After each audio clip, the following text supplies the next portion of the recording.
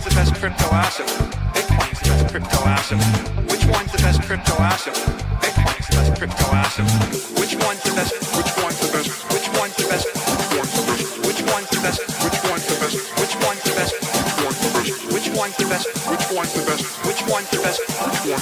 Which one's the best? Which one's the best? What's the second best?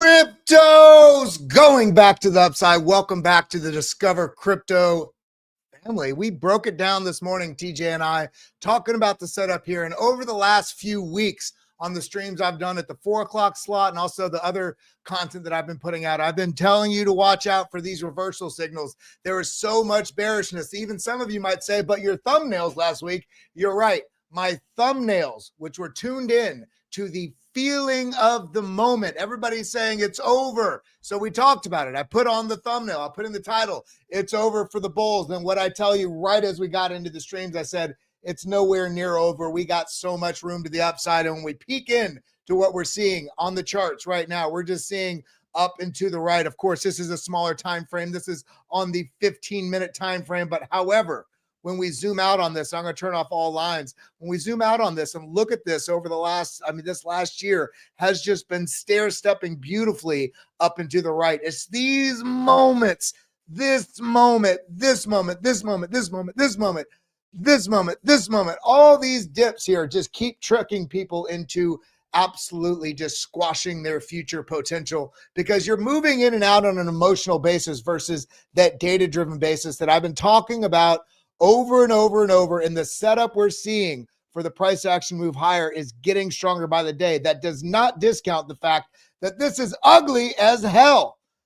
When we're looking at this right here, this does look like a head and shoulders. It does look like it wants to wash people out to the downside. And in fact, I welcome it if the market does do that and we do get that swing to the downside. But that to me is just going to be opportunity because when we're looking at the levels here and we understand that we have bullish divergence that formed into this pullback that retested this previous range high, the fact that this has basically just been chopping around this green line, this so important green line that has been a multi-year trend line of resistance, major resistance, since that top here in April 2021, then again here in November 2021, seeing that projected out, all the trouble of price action has gotten through here. And then when we zoom in on exactly what we're doing now, got a deviation up, market's a little scared, retested it. Oh, got another impulse up, trapped those over aggressive long traders in the market and then swinging back to the downside. Yet everything has only gotten more bullish in terms of the outlook for what's coming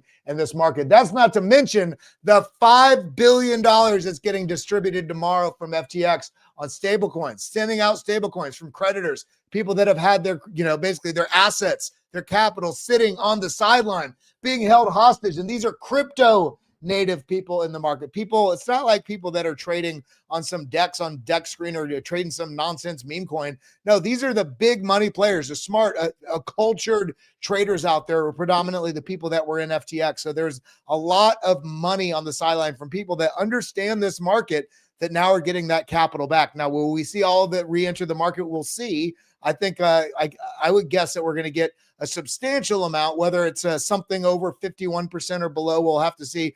If I had to wager a bet, I'd think it'd be somewhere in the 50 to 70% of that will get redistributed or redeployed back into crypto. So when we're looking at this and we realize, turning off all the lines, that this is just looking like a big trap to the upside now. Big trap to the upside, now coming back down, trap to the downside, M formation followed immediately by a W formation. Are we setting up tomorrow to have the highest monthly close in the history of Bitcoin? Because when we're looking at it, look how close we are, But this isn't the story today. Bitcoin has been setting up this overwhelming push to the upside, this reversal for some time. And yet what we're seeing is a lot of pain in the market over the last year and a half because everybody keeps expecting the altcoins just to absolutely moonshot. And the fact is we've seen major market cycles within this macro market cycle, these mini cycles that have just taken eaten people's lunch for breakfast and so on and so forth. So let's dive in because we got some major things on the horizon. It's interesting to start this today. Actually, a post from our family itself, Discover Crypto. I don't know why. There we go. Discover Crypto showing here. Look at this. This needs to be spread far and wide. Banks are paying big money to try and stop competition. They don't want you to be able to earn your savings. The banks are basically in there just jacking around with what's going on. Oh, why is it kind of sideways? Let me fix this really quick. I'm not sure why that is. You know why? Give me 1 second to adjust these screens. Turn that off. Turn this on. Boom. There we go. Got it. I just had to switch the screens there. Sorry about that, folks. But the banks are so lost in how great blockchain, Bitcoin, digital assets are that they're worried. They're clamoring at the fact that you can earn yield on your stablecoin. So Brian Armstrong, CEO, one of the founders of Coinbase, also here says, I've never been more bullish about clear rules for crypto. It's obvious that market structure is a freight train that's left the station, but that hasn't stopped the big banks from coming for another handout, this time paid by your crypto rewards. They're trying to, the reason this is because there's so much, not only more efficiency, speed of transaction, just next gen is what we're seeing. We're living in it with blockchain. Banks cannot compete and they're worried. I mean, in my opinion, they need to embrace this and not, they need to embrace stablecoin rails and everything possible with what's going on with this. Because otherwise the entire banking cartel is going to be put out of business. And the banks, the few banks that do absolutely dive into this are going to leap, leagues above banks that are resisting this, because there is only one future and it is with blockchain. So let's hang on to our butts because it is getting strapped in right now. And then we got this information from Chainlink today. We're excited to announce major industry milestones in global corporate actions initiative led by Chainlink, 24 of the world's largest financial organizations. And this is very important because it's on the same day that CBOS is going on. And there are some major acknowledgments. And you can see here, XRP is kind of left holding the bag. Everybody was told XRP was going to be the next rail for all the banks and it was going to be integrated with SWIFT. And maybe there's going to be some other conversation or some topic that comes out during CBOS because it's only day one of CBOS. But here from Zach Rhines says, Maxi's just got completely BTFO by SWIFT announcing their own blockchain-based ledger together with 30 financial institutions. But what about Link? Well, Link Marine thesis validated once again with SWIFT noting building on earlier pilots. SWIFT also will add capability to support interoperability, CCIP, across existing and emerging systems for various use cases. A direct reference to the historical and ongoing work between SWIFT and Chainlink on enabling secure global interoperability. So this is incredible. And in addition to this, what we're also seeing is a $58 billion problem solved. Chainlink and SWIFT banks also team up to cut a $58 billion corporate actions cost issue. And this was not an issue until they realized this could be done without having to cost all of that money. When you have a better technology, all of a sudden the antiquated technology becomes an issue. So Chainlink is displacing the status quo of what was acceptable. It is no longer acceptable to have entirely misuse of funds and exorbitant costs and inefficiencies. Blockchain solves this, and we're seeing this. New blockchain system delivers instant, error-free corporate action data that costs billions annually. So what is this? Let's see. Chainlink, SWIFT, Euroclear, DT, all these major and 20 other institutions have advanced a joint project to modernize how corporate actions, including events such as dividends, it's a corporate action, mergers, corporate action, and stock splits are reported. The reporting is one of the major issues here because there's so many different, I's to dot, T's to cross, the different regulations, everything that has to happen, all the intermediaries and the cost of all these reports and so on and so forth cost so much money. And so with blockchain, with CCIP, with Chainlink, and also the fact that they're integrating with SWIFT, This is monumental. And this has been telegraphed, and I've been highlighting it. Drew's been talking about it. DZ's been talking about it. TJ's been talking about it. Everybody on our team has been talking about watch towards the end of 2025 because Chainlink is working towards some of the biggest crypto and traditional finance integrations that we've ever seen. In my opinion, it's bigger than the ETF for Bitcoin because this is taking an existing, overwhelmingly entrenched system that is a global financial structure, banks, what's going on, global payments, all of these things, and SWIFT, the largest traditional finance rail in existence in history.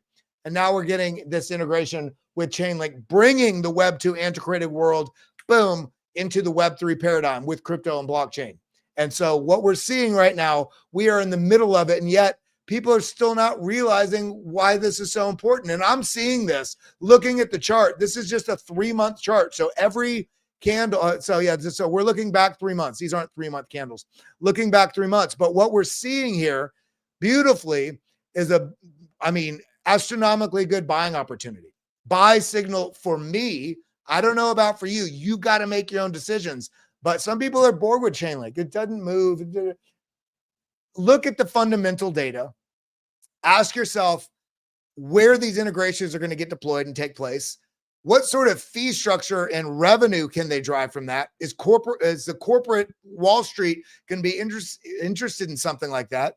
Do they understand this business model versus random tokens that they're not, it's kind of obscure on the edge? Chainlink stands to be, in my opinion, it's a top 5 coin somehow. And I do think, let me go off my screen right here because I do think, Dave Weisberger actually did a great post earlier. Absolutely nails it. Where is this at? Let me find this really quick because it really kind of sheds a light on the possibility of where Chainlink is going or where something else is likely not going to go. Let's see. Where is this at? I thought I had it all. Here we go. Right here. Can someone from the XRP army explain how XRP is more than 10 times Link's value in terms of the market cap of XRP is massive, more than 10 times Link's market cap. When Link has a real partnership with SWIFT and a clear path to revenue to be shared with token holders. XRP, and I could be wrong, and I don't want to hate, I hope you all make money in whatever asset you're in. I want to say that clearly. But when I'm looking at the fundamental structures, the real proven partnerships, where things are getting deployed, the revenue models, and also as a token holder, why is that token relevant for that ecosystem? And how is me as a token holder of that particular said project, how am I impacted by that? Whether it's the staking, whether the coin having reserves, what's going on with token, the tokenomics, emission schedule, the total cap of the number of tokens, the diversification of the type of holders versus just the organization itself holding a bunch of tokens and selling them over time, which is essentially what XRP has done, where Chainlink has all these real partnerships, real integrations. It's intermingled with nearly the entire crypto ecosystem, and it's becoming the de facto real sort of gateway for traditional finance to be integrated into the Web3 world. Guys, it's clear. I think right now, if you haven't been looking at Chainlink, just put it on your radar at minimum.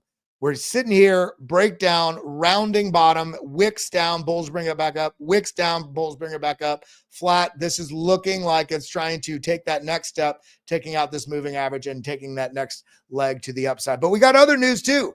Bitcoin, we talked about that earlier, and I shared this morning, but I want to re-highlight it. This is from Caleb Friends, and make sure you give him a follow if you're not yet. And what is that? It's one of our 4 bullish alerts just triggered. And what we're looking at here is really these 3 moving averages, 21-day, 55-day, and 100-day. And you see these moving averages have intermingled right here, and the price action is right on the cusp of being back above these 2 faster moving averages. Well above the 100-day moving average, which is still, I still point to being very bullish if the price were to come down into the zone. But what I'm seeing here is the attempt to get back into this bullish momentum zone. So we're on the cusp of this. It hasn't fully, we need to have a couple daily candle closures, but this is looking very good in terms of the bullish structure. If we can maintain what we're doing currently, we're going to get into the charts here in just a moment, but the buy signal, why buy signal? What am I talking about? Right here. The buy and sell pressure delta signals a Bitcoin opportunity. This is a 60-day period. We also have the 90-day period here, but we're focusing here on the 60-day period. What do we notice? We got the Bitcoin price. Cool. I'm doing this because I want you all to make this a practice of yours when you're looking at charts. We have the Bitcoin price. We have the green and the red. Well, what are they? Let's go up here. Buy pressure, sell pressure. Cool. Now let's look at how these two metrics, the buy pressure and sell pressure, how they interact with what we're seeing the price action do. So back here, a lot of sell pressure. This was in a bear market. Price action was breaking down. But then as the price action was breaking down, what do you notice in the sell pressure? Very deep sell pressure, smaller sell pressure, smaller sell pressure. So this is decreasing as price is still falling. So in a way, we got a bit of bullish divergence here. The strength of the bears really having sell pressure was getting weaker. So AKA there's strength coming in as price is falling. That gave us a sort of decent front-running signal that we're getting into potential bottom territory. We got the bottom. Now, a lot of buy pressure. Cool. Oh my God, that was it. It's going to crash. AKA, we came into sell pressure, launch. Came into sell pressure, launch. Now, what do we notice? A lot of movement to the downside. Came into sell pressure, launch. Okay, this is a top again, right? Well, we come down right into not only testing the previous range high, this is that move, that tariff breakdown, that it's over because we went all the way up here from about 109 all the way back to $74,000. Touch that area, but also we flipped the conviction in the market from buy pressure to sell pressure. It marked a great opportunity for loading up the bags, DCAing once we get into this red. And what did we see? We just flipped into that red as well. Now, since this has happened, the price action has moved up a bit, but this, I mean, right as this moves into the red, right when the market flips to the dominant narrative in the buy and sell pressure turning bearish in the middle of a bull trend, buy signal, in my opinion, especially what we highlighted late last week, going into late last week, Wednesday, Thursday, Friday. The fear and greed index finally gave me that mark under 30. And what do we see? As soon as we hit that on 28, what are we seeing? The market was choppy throughout the weekend. Sunday night into Monday, we're starting to see that price action move back to the upside. So we're seeing the narrative that is it sometimes will be true, sometimes won't. But as we're seeing in the bull trend, when the market gets overheated on leverage, over open interest, it's too much of a powder keg because there's too much free liquidity in the market. There's these deleveraging events. And these deleveraging events are basically shaking the tourists off and getting the market back to healthy price action. This is why you always need to remember in a bull trend, you're going to have downward price action in bull trends. These are rise, retrace, continuation. And once you have the retrace and you're forming new lows followed by new lower highs followed by new lower lows, of course you're having a reversal, but you follow the trend you're in until it ends. And when you're in a bull trend, you look for moments of fear because they're great buying opportunities. That's why we look at the fear and greed index. That's why we look at the short-term holder cost basis. That's why we're looking at basically the buy and sell pressure delta. When the narrative, which is not just what we're seeing on crypto Twitter and YouTube videos, but the actual data from exchanges. What is the delta between bullish buying pressure being dominant versus the sell pressure becoming dominant? And also as these momentums shift, ebb and flow. This is all giving you alpha that so many people ignore. So I just want to highlight that because we flipped into the red while we just started an easing cycle. We just got rate cuts. We got more rate cuts, more likely than not, coming in October. We've got billions and billions and billions of dollars into the trillions that they're going to need to spend for these bills that they signed into law. And the last, we've got $37 trillion in debt. We're adding another $1 trillion every about 2 months, 3 months. They have to print more money. Bitcoin is answer for this. So on these moments when you're scared and you realize the entire rigged system as it has always stood now as an escape hatch with velocity that can protect you in a completely inverse relationship to the the fucked up nature of the dollar or wherever your money is, whatever country you're in. Bitcoin is that escape hatch, and countries are taking notice. Corporate treasuries are taking notice. Big high net worth individuals are taking notice. And remember, in the US alone, there's over, I think, 55, 60 million millionaires. There's not even enough Bitcoin for every millionaire in the United States to have one Bitcoin. And then you remember, Michael Saylor just bought, they have 640,000 Bitcoin. Then you talk about the ETFs that have over like 1.3 million Bitcoin. Then you talk about the governments, the amount of available Bitcoin that's going to be able to be accumulated by you, by me, by retail, which is what we need to make sure we keep this thoroughly decentralized and also as a people's currency, not just another global elite. However, if you participate now, I think you might be jumping economic strata because the world is so slow to realize what's right in front of their eyes. But we're here together. We're doing this together. I want you all to knock this out. Yeah, let's see. I just want to scroll through this. Hope you are right. Hey, man. Hey, we got the data on our side, guys. We got the data on our side. And that's not to mention, look at what gold is doing. Gold, that stable asset that gets some growth over time and also maintains its value as the dollar falls, but not really going to make you rich. But this year, the world is so screwed up based on what we did in COVID and the massive amount of money printing 80% of every dollar that's been in existence. We printed them in like the last 5-6 years. That's how much money printing has happened. That's going to find its way into the system. And for the the everyday person, they are getting crushed by higher prices and their wages are not keeping up. Why do you think the same house, if any of you have looked at houses 5 years ago, so before COVID, a $200,000 house is now $490,000. The house is not better. In fact, it's probably not as good because it's a little bit older. The money becomes more shitty by the day. That's just a matter of fact. And so much so that now we're seeing gold absolutely moon. And gold tends to lead what we're seeing in other investment classes, like more risky assets like Bitcoin. But the funny thing is, the caveat here is if you're paying attention, Bitcoin is the least risk asset in the world. It trades like a risk asset because there's still speculators playing the swings. And it's not globally adopted yet in the way that we all that are really focused on this understand that no, it will be and no, it should be now. But we have to let the world get there. And along the way, there's going to be these swings of volatility. It's going to create opportunity for you. And unfortunately, it's going to wreck a lot of people because they don't understand how to keep their emotions in check and look at the data. The parabolic exponential growth in the wallets that are only accumulating Bitcoin has gone astronomical. We see gold going parabolic, leading signal for when Bitcoin will likely move to the upside. So we are seeing things in favor. And then people still wondering about that 4-year cycle. Well, it turns out it's more likely than not. And it's not just Raoul Pal that's talking about this. It's also the data, the ISM. Looking at this, Bitcoin is now following the 5-year cycle as the ISM is stuck below 50. We think that the current bull cycle will top around Q1, Q2, 2026.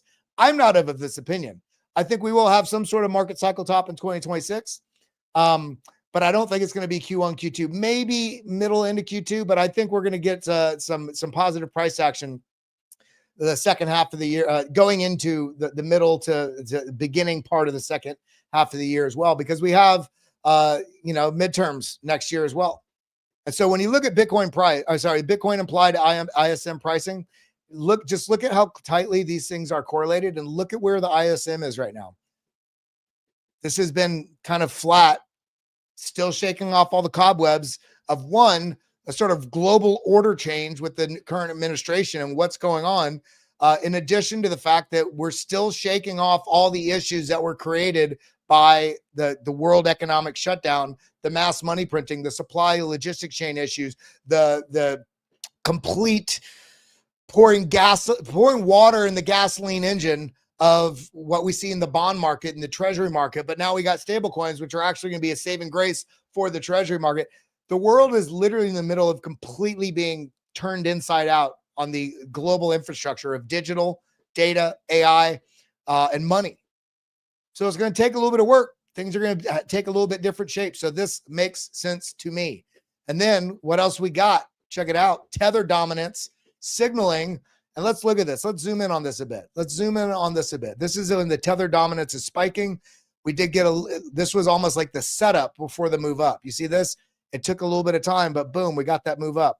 Again, spike right there, got the move up. Spike right there, boom, got the move up. Now, we were in the middle of a downtrend because of the tariffs. So as the market, theoretically, outside of the tariff pressure and the stock market also having a major pullback, the market was ready to go higher, except the conditions were not yet there. So the stackability, the buying opportunities were all in through here. And then yet again, right here, look at this spike in dominance. Boom. It's almost like they're printing right before big moves. And then look at this spike in dominance. This is right here before this move. And then yet again, right here, we got even higher all the way up to the levels we've seen. I mean, look at these. Boom.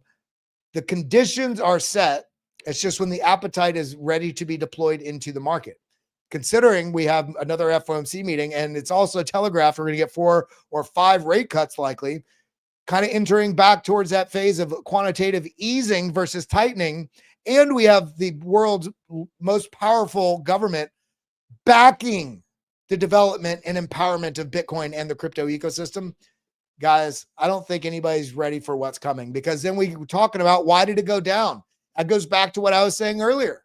The over leverage, people going aggressively 20x, 30x long because they know this is the best opportunity of their life. So people keep trying to catch, Chris Crypto, legendary trader. He ends up catching these 3, 4, 5, 6, 7x trades right at or around a bottom and rides it for months and months and months. And he'll be up 20 million, 30 million, $40 million in profit on a trade because he understands the market and the swings.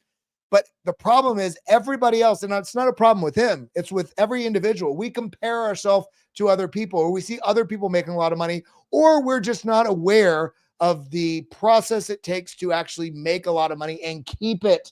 Why would you want to make a lot of money in this market if you can't keep it? So if you're not focused on keeping your money while you're taking a trade, you're not going to make money, because you're going to get into far too high risk situations that is going to exploit your ability to take money, to take massive profits. So when we zoom out on this, we saw this last week. Let's go back out to the 2 week. There's all this liquidity that was below us. And then there was liquidity. I mean, look at this, came down, tapped it, free liquidity, all these bright color areas.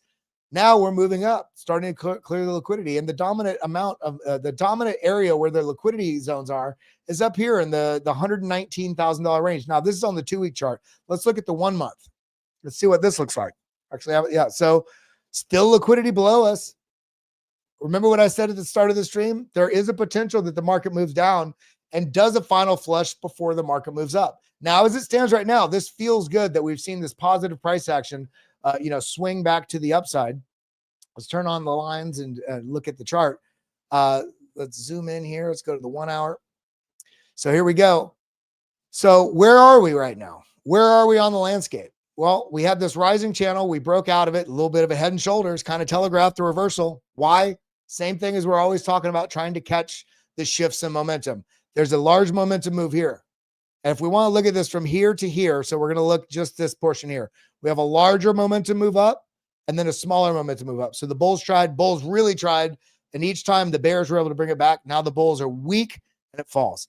So similarly, we kind of have a weird structure going on right now, because now we look like, and we've been seeing these back and forth on the chart the last many months. We have a bit of a shoulder here, a setup for one, I should say, a shoulder here, a head here. If we reject here, I want you to know it's not the end of the world. In fact, I think it's likely. And what I mean by that, if we get any sort of rejection here and come down like this, we would just be forming an inverse head and shoulders, which signals, boom, price is looking like it's trying to build up the momentum, the buying momentum, the strength and momentum to get that pop to the upside. As we look at this, we've got some lines on the chart. What are they? Well, we've got this line right here, and I'll delete it and just show you exactly what it is. Right here. Let me move that. So we're going to draw a fib from this level up here all the way down here. We're going to pull it across the chart. Let me go a little bit wider. pull this across the chart. What I'm doing is I have this, I measured from here to right here.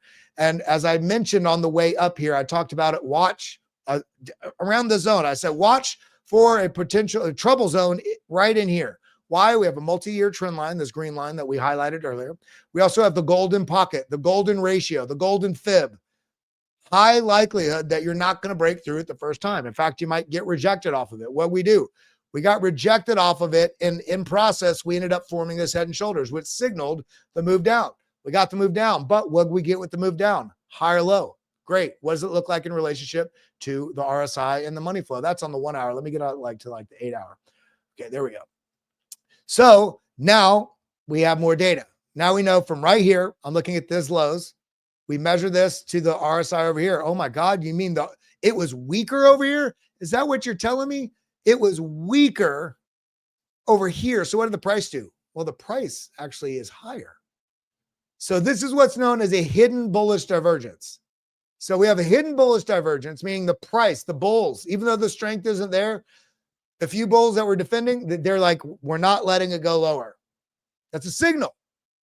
And what we get from it, nice impulse, boom, back to the upside. Now we still have some work to do before we go up, but this is feeling good. But in so doing, we've also formed this CME futures gap directly below us right here, and it's not major.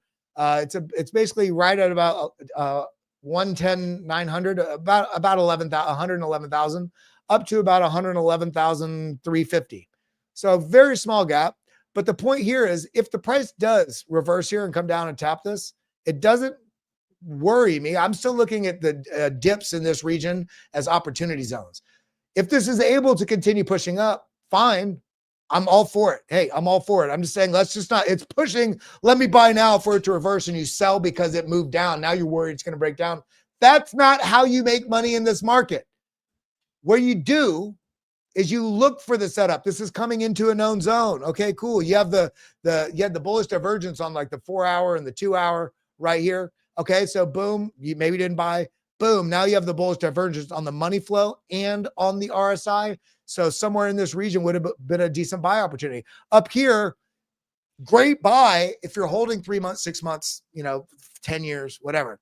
If you are telling yourself that, but you're buying it and acting as a trader in the market, meaning you buy here and it drops some, so you sell, that's not a long-term hold. Know what your intentions are when you're entering. If you're not sure about the entry, one, it's probably not right. If you're acting because you're excited or scared, it's probably not right. If you're seeing the price action fall into a zone and you're waiting for a signal and then it flashes, that's strategy.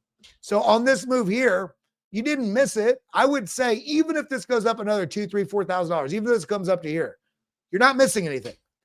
Whether it's here and we get a pullback, or we could all the way up here, we get a pullback.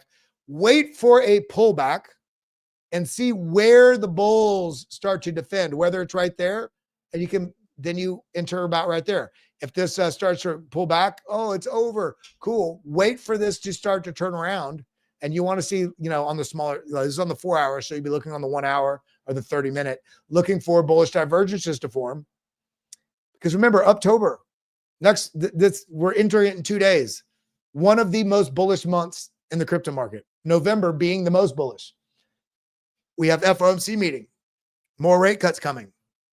Altcoin ETFs getting fast-tracked and coming due almost every week of October. So Bitcoin is set up. Altcoins are set up. I mean, come over here. I shared this morning, but I just want to re-highlight this, guys. For those of you waiting on the altcoins, this is what we're at right here. This is back. Look at this. This is 2017, the breakdown. Okay. But then look at this long base. Okay. Push up, rejection, support, deviation up, big deviation down. And then what we do? Launch. This was a launch from 15 billion up to 540 billion. This is for everything outside of the top 10. The funny thing about this is everybody thinks that the alt season's canceled or it's different. And it is different, and it will take a different shape this time. However, we also just got the regulatory clarity at minimum with the Stablecoin Genius Act, with the integrations of what's going on with the Clarity Act, what's going on with Market Structure Bill. the race to get stablecoins integrated into banks and payment rails, and just the development of everything going on right now. And so we look at the cycle now. Look at how similar these two cycles are. We just haven't yet hit this portion right here. This portion. We're right on that cusp. And this is that moment in almost any asset where most people give up because it might not happen. What do you notice that's also not on there? I've got this red area right here. This is where everybody's going to think it's done. It's over for altcoins. It's only Bitcoin. We may get some sort of dip into the zone before we get the move. Happened last cycle, but last cycle it was the COVID shutdown. Sure. Who knows what it's going to be if we get it, but we know there's precedent, not only in this chart, but also in every altcoin and Bitcoin too. The crypto charts over this last year on setups fake people out in both directions before making their move. They're so regularly. You get the fake out trap, breakdown, little trap there. Okay, no, another fake out trap, the bear trap, and then equilibrium and launch. So it wouldn't shock me if that were to happen. There's so much bullish pressure that has been compressing into this time, though. It would not shock me not to get that, meaning not to get this bear trap. I would just be cautious in this zone. If your rent money and your ability to pay for life is screwed, if you do get a drop in your altcoins, you shouldn't be in those altcoins anyway. You need to be focused in Bitcoin, dancing in the altcoin market, and doing that as a function of gathering more Bitcoin. And as these altcoins mature, like Chainlink getting integrated with SWIFT, boom, it's up there with me now. Bitcoin, Ethereum, Chainlink. Those are kind of the big three. I was going to say something that I don't want to shame a community. We're waiting on that. Now, so when we get over here to Ethereum and we notice, what do we notice on Ethereum? Is everything out of context? Is the whole Ethereum rally over? Well, what do you notice on this chart? I'm really asking you, what do you notice on this chart?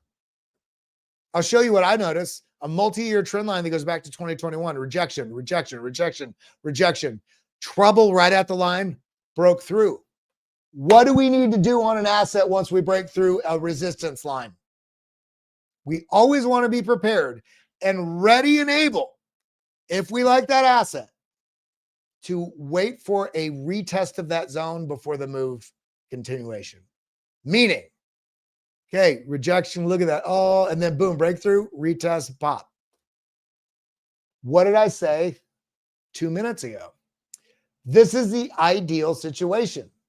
It would not surprise me. In fact, we were on the cusp of doing it. I'm kind of on the fence of saying it's not going to happen now, but it would not surprise me to, instead of getting this, actually having another move down that really traps people short before it comes back up. Because then you have that fake out up, fake out down, then the move. So I am prepared if this happens, but this is looking just like a normal rejection. Okay, breakthrough, retest, launch. RSI holding up above the 50 line. Love to see that. This is on the 3-day chart too. This means strength is in control. Money flow well above the 0 line. So let's move those lines. Let's go down to the 4-hour. Okay, look at this. See, look at the price action on the RSI being held. Look at this. Held. It's almost like manipulations are, but I'm not going to. Under the 50 line. And then boom, pop through. This looks like strength is coming in. Money flow is coming in. So in this case, I think the market is starting to get excited and price in, this expectation of October.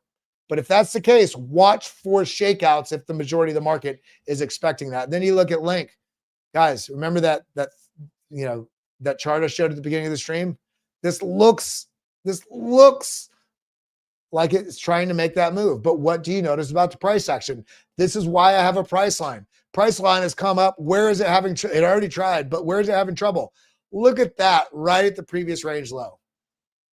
So you can see it's trying to make the move. It's got to break through this little barrier, little roadblock right there. Previous range low. Once it clears that, then the next level I'd really be watching is about right here. Now, why there? Because we see this is where it broke down from. This is where it bounces, where it bounces, where it bounces, where it rejected. This is where it bounced. This is where it bounced. This is where it bounced. So this means on Link, what I'm looking at in the near term, if this pushes up, I'm watching for a target up here about the 22 level, 22.8. The next level I'll be watching is, we do have a fib there. This is that green line. I can already tell. Yeah, it's a 382, just above that right here at 24. But this is going to be that level we're really watching, a break of 26, and then a continuation up into the golden pocket, 37, and then so on and so forth. But we just have to do some work. The market's been stretching things out a little bit, and it's even further compounded the confusion because we're right at when the 4-year cycle is supposed to be over. And now all this stuff is sort of piled into the end of this market. But then you realize the time is a construct of where the cycles have to start and end to begin. It's a construct of humans seeing a pattern and saying, that's how it is. But there's only been 3 full cycles, 2.5 of which have out altcoins. There's no real, let me say it again. There's no real precedent that you can really base scientific, that the 4-year cycle has to take place. We've had 3 cycles, 2.5 of which have really had altcoins in, one of them being the ICO season where it was just mass exuberance and excitement. So anything you threw money at made money. But then you had a shift in the market. That was, we had 100, 200, 300 coins. Now we have 25 million with all these token deployers and a lot of really good projects from Injective to Ondo to Avalanche to Cardano to XRP if you want. I do not like XRP, but I want you to make money in it if you're going to make money. XLM, Near Protocol, BitTensor Tau, you know what I mean? Aster just came out of the woodwork. Morphos, golly, guys, we got so many opportunities in this market and people feel like it's over because they're basing it on where we're at in the 4-year cycle. What if the 4-year cycle isn't a thing? Remember, the 4-year cycle is also loosely tied to the fact that we have the presidential election every 4 years. We have, right? So somehow, maybe it's just that. Then we also have the global liquidity cycle and business cycle. There's so many things that are taking place that are outside of this construct that, okay, we have the halving cycle, but we're also not going from 50 Bitcoin per block to 25 or 25 to 12. Or 12 to 6. We are now going from 3.125 or something to 1.7. Or the supply shock is so minimal at this point. We need to open up our eyes to the fact that the world's waking up to these asset classes and looking at things like Eigenlayer, partnerships they have, and the fact that this is on the cusp of breaking out. Aerodrome. Oh my God, it's sold off. It's sold off, guys, but it's done. No, these things, this has all been the intermediary, the setup. If we come back here and look at the others chart, the setup, this is just like that pump you saw on Aerodrome and then the sell-off and then the secondary pump and the sell-off. So we're seeing this across the board. The setup is here. Aster, I think, is going to melt faces. I think so many people, even myself, massive bull flag. And then now beautiful falling wedge. Beautiful. Almost taking a breather here. With this massive sell-off from 240 down to $1.75, RSI still maintaining above the right at that 50 line range. The 1 hour chart. Let's look. Money flows positive. RSI is trying to reclaim the 50 line. Look at this. So we're going to be watching for this to potentially break out of here and then start making some legs to the upside. It's got the right person behind it. CZ. Then you got Ondo. Look at this. Look at where the price is. Look at where the price is on Ondo right now. I have 0 lines on the chart. This is just a price line. It moves with the price. Look at where it's sitting right now. Testing previous range high, testing previous range high. There's a wick there, fine. Testing this range high here. Now we have a bounce here on the wick, bounce here on the wick, bounce here, bounce here, bounce here, bounce here. You see where the price right now, it's on the cusp of making its next move. And by the way, I had another chart for you on that. Check it out. Tokenized equities is bullshit, and it isn't happening. Well, not true. Look no further than Ondo Finance. $300 million market cap after under 1 month. And what they're talking about here, of course, Ondo has a larger market cap than 300 million. But when you talk about their RWA, the tokenization of the different assets they've brought on chain, securities and U.S. treasuries, and this doesn't even include the U.S. treasuries. This is other assets. And under 1 month, they just launched global markets. They're already over $300 million. Phenomenal. And then we get back to why we're all doing this. Why are we doing it? I don't care. It doesn't matter. And it shouldn't matter to you if you're in it for the tech, or if you believe the mission of Bitcoin, or if you're super excited about meme coins. Everybody's going to be different. And I applaud you for being interested, even at the most minimal level, in the digital asset ecosystem, no matter which coin you are trading or a part of. Your coin is not better than my coin. My coin is not better than your coin. The tribalism bullshit needs to stop. I hope you make money. I hope everybody watching this chat makes money. I want us to realize this right here. Share of young adults living with the parent hits levels not seen since the Great Depression. I thought the world was better. I thought things were fun.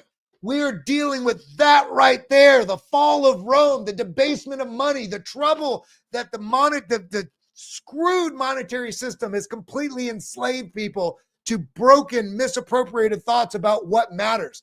Buying something on credit doesn't do anything except enslave your future to less options. That big screen TV that you cannot afford because you're buying it on credit, you are limiting your future from that for 2 reasons. Now you're stuck in front of a big screen TV, not taking any action in your own damn life.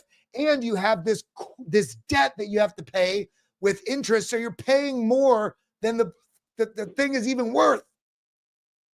We need to live within our means. We need to stack Bitcoin, trade some altcoins, find that meme coin winner, and get out of this monetary debt enslavement that every country in the world is living under right now. And we have that opportunity right now. So if you can get behind that, I love you. I appreciate you. Hit the like button, hit that subscribe button, ding the bell. Shout out also to our channel partners, Bitcoin IRA and Arculus. Head over to their website. Their links are in the description below.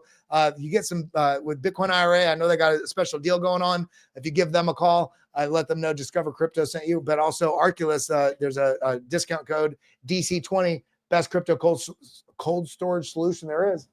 But I think that's all I got today, everybody. I got smell of glue in my office because the boys came in here and put up some soundproof panels as we're getting these offices built. But I love you. I appreciate you. I hope you all have a phenomenal day. Let's remember why we're doing this, because it's not just about monetary debasement and all that. So more than anything, it's about being able to have time that you can spend in the way you want to spend it, with your family, for the people you love, doing what you love. So let's make sure we take advantage of this opportunity. That's all I got. Adios, muchachos. Over and out.